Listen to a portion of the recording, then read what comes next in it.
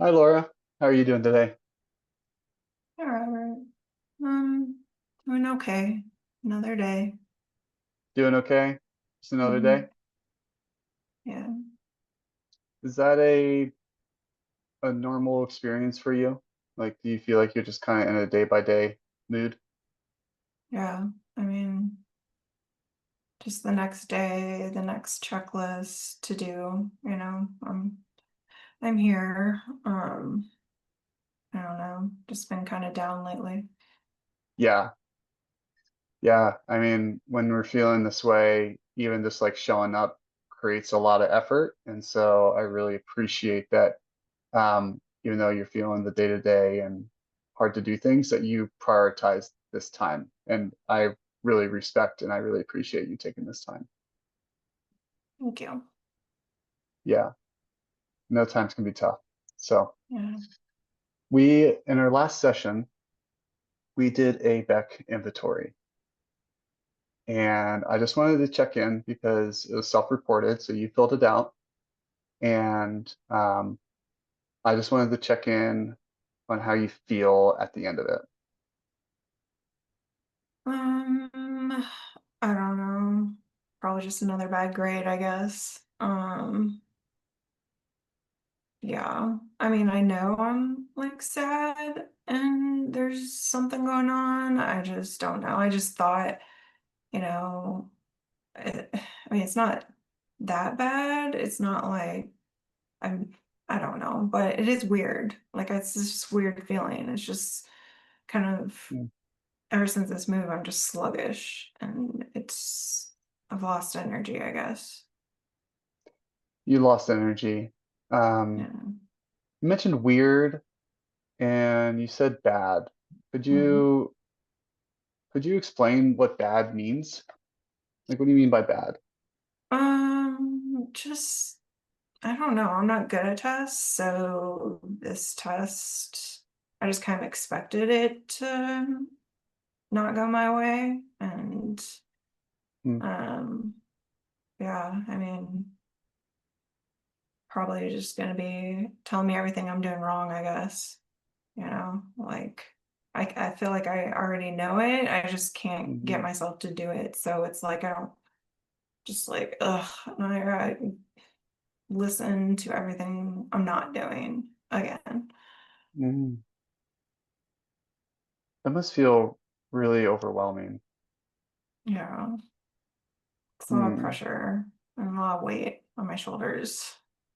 Yeah, absolutely. Like taking a test like this and um, you're feeling the weight of the outcome of this test as far as like the weight of the outcome of you. Mm. And so I think like I just really want to kind of refresh and like remind us that therapeutically, like this test is meant as a self-report awareness. Like it's a tool that measures, it's not a tool that defines. And I kind of want to invite that as like a shared for us to have that as a shared perspective of this inventory, that it's a way of like measuring where we are presently. It's not a measure of who we are. And I wonder like how would that reframe these type of inventories for you? It's like it's not something as it's something to measure of like where you're at presently. It's not something that measures of who you are. Yeah. I like to think of it that way because it's just like it's only temporary, right? Like it's just another bump in the road, but um yeah, I mean, tomorrow could be different, Hmm. so maybe looking at it that way would help me think of it as something we can use, maybe. I don't know how to Hmm. use it, but something. Yeah, well, it's useful. What's useful is that it generates like the thoughts that you're having right now. Like it's drawing awareness to the feelings that you have, where you have these feelings, and then also being like, well, maybe tomorrow will be different. And that is kind of like how these tests can be helpful, you know? And if you're willing, I would like to kind of like go over just some of the things in this assessment. I don't want to walk through the whole thing, but would you be willing to kind of explore some of the stuff that you drew attention to? Yeah. Okay. Great. I wanted to evaluate like kind of like you talked about how you're kind of like sad a lot, and it's like you're not enjoying the things that you seem to usually enjoy. Could you, in your own words, like just kind of explain what you mean by that? I think sad would be like relative, like to just people around me. There's just less community, and it just I feel just so like lonely.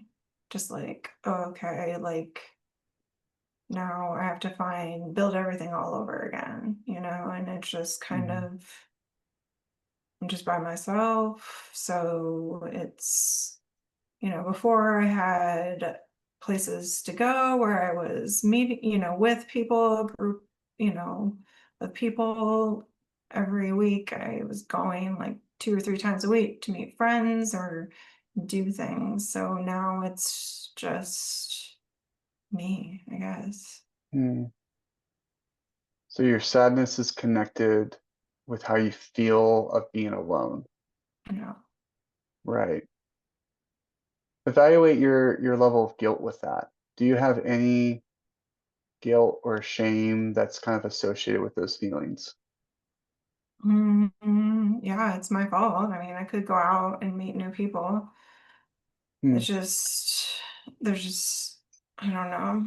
There's just so much to do. I got school, work, this house, everything's piling up, and I should be busy, right? Like I should be just Hmm.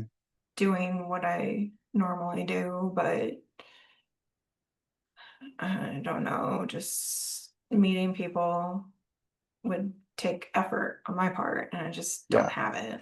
Ugh. Yeah. Yeah. Like it creates a lot of work and Hmm. it creates a ton of effort to do something like that. And I think like, you know, there could be something that we could create like a baby step goal towards, because we know that it's like it takes a ton of work, takes a ton Hmm. of effort. And you mentioned like this is like a test that you didn't do well at. And I think that, like that speaks about your desire of doing things the right way Yeah. and pursuing relationships. Like you want to do those things the right way. And that's admirable, and there's nothing to look down on that and to be patient and to wait for the right opportunities for that. And Thanks. so, yeah. So you're feeling sad. That's connected with a loss of interest um, in other people. It's a lot of work to get yourself out there. Um, you mentioned like chores, like this has been an effect with like chores and some of the housework. Like, what relationship do you see there with that? Um, I know it's like a long-term thing, but I could just put a lot of pressure, like weight on myself in the short term to get more done because it's just like my house isn't as clean as it was, when I previously, my previous home. So there's a lot of work to be done. So it's just kind of a level of, I don't know, just I'm not to the standard where I want to be. Hmm. Yeah. You're not at the standard that you want to be because, again, keeping up a house requires effort, Hmm. right? It takes work. Yeah. And so the energy level that you feel to do the things that you feel like you need to do is low. Is that correct? Oh yeah. Um, it's just my body is just hard to get moving.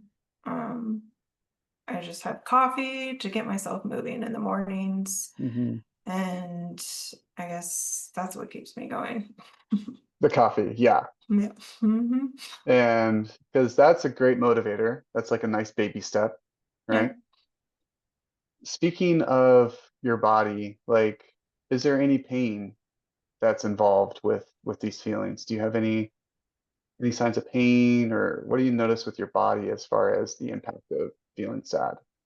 Mm, I kind of feel in my stomach. It's been upset a little bit and just kind of aches and my legs, I guess. Yeah, I've gained a little bit of weight, so I don't know. The questionnaire asked about losing weight, so I don't know what that means. Yeah, I think like it's a connecting of the relationship that we have with food and with feeling depressed. And so the Mm. question that I would kind of rephrase is, have you seen your appetite change, like, not as normal as usually that's connected with depression? Does that make sense? Like how has your appetite been impacted with feeling I just, sad? yeah, I've been grabbing more sugar lately, Hmm. so probably just not eating as healthy Hmm. would be where I'm at. Yeah, yeah, and that makes sense. What would be a goal that you would want to have? We kind of going over this. The results kind of surprised you, not surprised you. You've shared a lot of like the feelings of feeling sad and the connection of, you want to meet with others, but you can't put in the effort, or don't, I'm sorry, not can't, but you don't feel like you want to put in the effort. You have a list of chores, but like there's an impact there as well. There's a little bit of appetite and motivation of food, healthy Mhm. choices, which we can't tackle them all, and we won't. But what would be something you would want to move one step towards? I think just community, finding someone to talk to would be kind of like a domino. If that happened, then maybe the other stuff would kind of get resolved. Okay, So maybe that would be priority. okay. So finding one person to build a relationship with. Yeah. Yeah. How, this is just kind of like a random question. It's not a part of the questionnaire, but it's a part of what we've talked about before. With creating a new friendship, how much of this is impacted based on moving to a new place? Um, that's a lot. I mean, Hmm. very relative. Um, I mean, just it kind of creates the meaning of community and where I fit in. Hmm. And would you say that that started, like these feelings started over the time of moving? Yeah, Okay, definitely. Yeah. okay.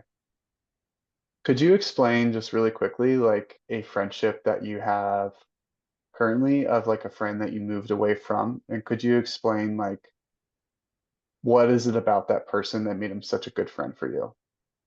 I would say my accounting team at church. Um, Lori, I'd see her every other week and we would text and talk and um but we also like hung out a little bit, so it was just I don't know, someone I can just kind of talk about what I'm learning in school, and she was really so supportive and just kind of I don't know, met me where I was, and it was just Hmm. kind of uplifting too, just to see her, it kind of brought positive feelings. I was just like, was excited to see Hmm. her all the time. So, Would you say that you still have a close connection with her, even though you moved? not as close because Mm-hmm. we can't hang out anymore really. So it's kind of, I mean, she kind of asks every once in a while, how are you doing? But Hmm. it's not like weekly, Hmm. it's maybe once a month or whatever. So just kind of fading away.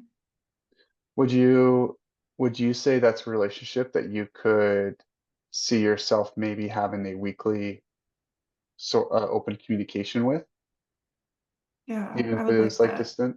So you would like that? Like, what would that look like for you and for Lori? Like, would that be a text message once a week, or would that be a phone call or a FaceTime or a Zoom? Yeah, I think any of those. I Any of mean, those? probably FaceTime would be pretty neat to like see what she's doing, what I'm doing, Mm-hmm. and just kind of, I don't know. Yeah, that would be nice.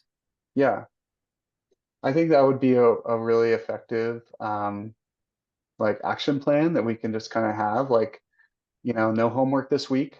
And I think the only step we can do is reach out to Lori and have a conversation with her and just kind of check in as a friend and maybe ask about just setting up like, hey, you know what? Like, these are things I appreciate about our friendship. Maybe we can do a once a week check in. Yeah, And then that next sounds time we meet, we can talk about like what that looks like on a schedule basis. Um, yeah, yeah, that sounds I good. think I think that'd be one really good step. Lori, I wanted to ask too, really quickly. Mhm. Um, you mentioned it in the assessment, but I want to just do a check-in, and there's nothing scary about this. This is something that we do unstructured every now and then as clinicians. But since we are doing the depression scale, I just need to ask the question if you've had any thoughts of suicide or self-harm recently. Mm, I mean, sometimes I wonder what I'm doing here, but like I never think about killing myself. I mean, like I'm a Christian and I'm spiritual, so that's not an option, and I would never do that, but doesn't mean I don't think about not being here, if that makes Yes. sense. Oh yeah, absolutely. I think like you Yeah. said it really clearly, like you have a strong spiritual background and like that grounds like a source of identity for you Yeah. and for living here. And you have a strong fortitude against the act of suicide. And Mhm. but you were really honest by saying that like you've had the thoughts of meaning and like having like meaningful life and what's the purpose of life. And those are thoughts not directly associated with suicide, but those are thoughts directly associated with how you feel about yourself. And so I really appreciate you saying that. Um, and no history of intent, no suicide history of intent or means. No, I've never had a past or anything like that on suicide, no. Okay. What about your family? Any previous history of depression or suicide in your family? No, no. Okay. Okay.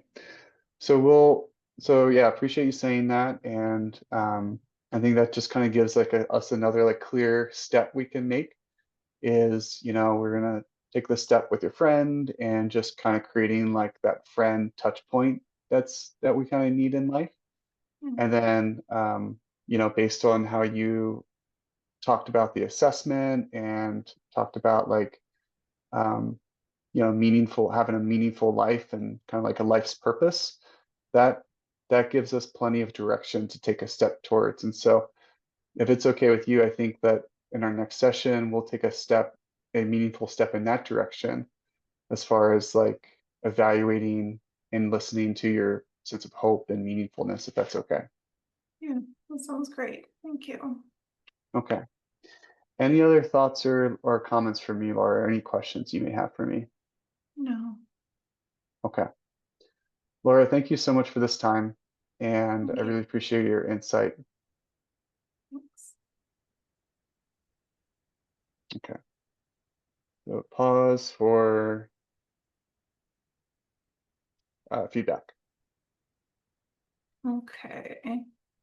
The responses that helped me feel understood, I would say really validated my feelings in various points of the counseling session. Like initially when I walked in, like it's okay to feel what you're feeling, and even getting here was hard, and you've not, Mm, acknowledged that it really is hard for me. So that really made me feel understood of where I am right now. Um, then being overwhelmed, like you hit it on the nail. Like I was feeling it in my shoulders and just like a lot going on my to-do list. And it was really impactful when you actually said you feel overwhelmed. Um, and um, the responses that were facilitative, I think, holding on to like what I have in the moment, was like, and that being a friend where I used to live and using that as like a grounding, okay, let's just stay positive and start with there was a place like it made me feel like I could grasp for something because Mm, like in that moment it's like I'm alone and then you're like okay well here's a life vest for you so that really mhm, helped mm, to start with a friend that I could talk to a little bit more often. Um, and I think you kind of hit the nail on like just like going over all three categories of what I'm feeling and my body and my thoughts, and it allowed me to express, what's going on and why I answered the questions I did and make mm, myself, make sense of it, which helped me realize that, the test is about using it for me and not a shame perspective, the way you reframed it, that helped me be more positive about the test since it can be a shaming thing. Um, yeah, and I just felt like you were very present. The eye contact was um good when in various moments I had feelings. I could feel, you just looking into my eyes at a mm, deeper level and just really allowing me to self-reflect on those feelings. And the nonverbal was very relaxing. And it's just a really good flow for um kind of like the speed. You just kind of took it slow, just like where I am, and um, yeah, it's overall, you covered the suicide assessment and you hit all the points. So the responses broke connection. I don't remember any points. I mean, sometimes saying I appreciate, like mhm, that could be one thing, but mhm. I mean, I honestly didn't, it's just a counseling thing. I appreciate, but um I remember you that mentioned that before for me. yeah, it's hard for me not to say something's too like good or bad. Like I'm even saying it in the feedback. Mhm, So mhm. yeah. Um but overall is it was very felt really real. So thank you. Great. Yeah, you bet. Mm. Okay, I'll stop recording.